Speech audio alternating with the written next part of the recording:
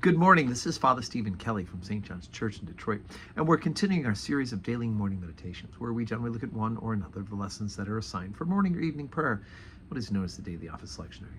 Today for Wednesday, let's take a look at the lesson that's assigned for morning prayer. Remember, we talked about how we're doing epistles at both evening and morning prayer. In the evening, we're doing the first epistle general of St. Peter, but at morning prayer, we're reading through the letter of the Hebrews. Now, what we don't know is for sure who the author of the letter to the Hebrews are. Some of the early church fathers attributed it to Paul. Others in the church left it unattributed. And so the church just generally proclaims that it's the letter to the Hebrews, and we'll just assume that God will sort out who exactly the author was.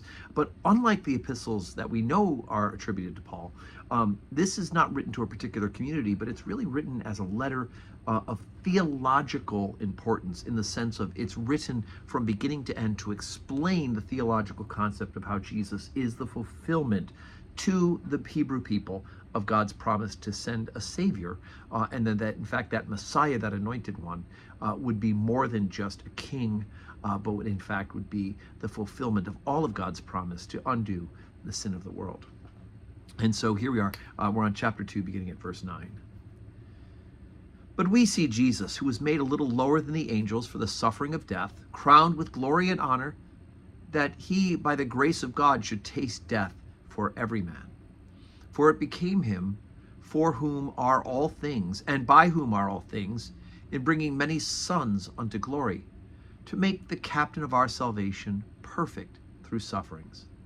For both he that sanctifieth and they who are sanctified are all of one, for which cause he is not ashamed to call them brethren, saying, I will declare thy name unto my brethren. In the midst of the church will I sing praise unto thee.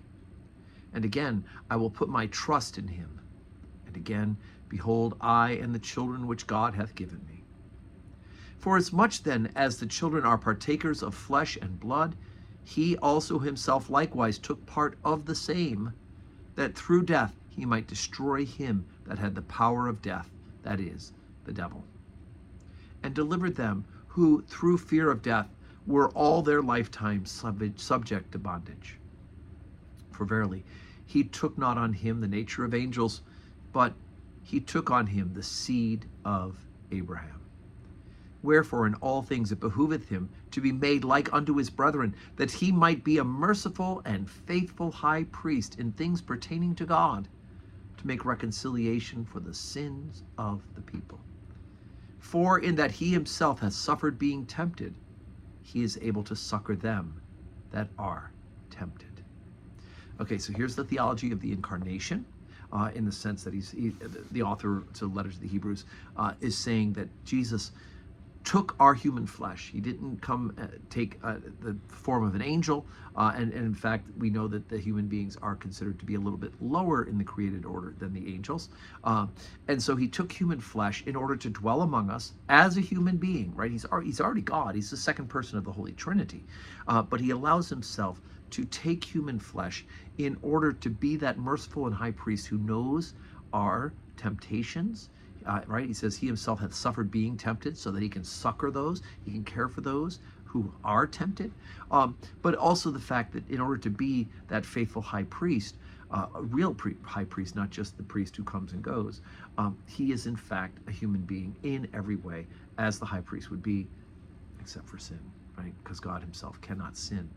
And that being true, because the devil has tricked us and brought sin into the world, right, through the deception in the Garden of Eden, he took human flesh, because it was by human flesh that we were tempted and tricked. He took human flesh in order to undo, to make reconciliation, right?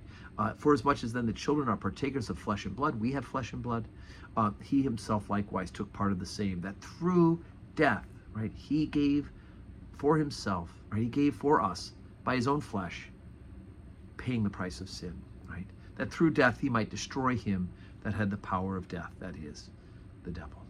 So anyway, this is a great theology letter, right? All the other letters have great theology in them too, but this is one that just lays it all out from start to finish, and I'm glad to be able to grab a chunk of it today for our morning meditation.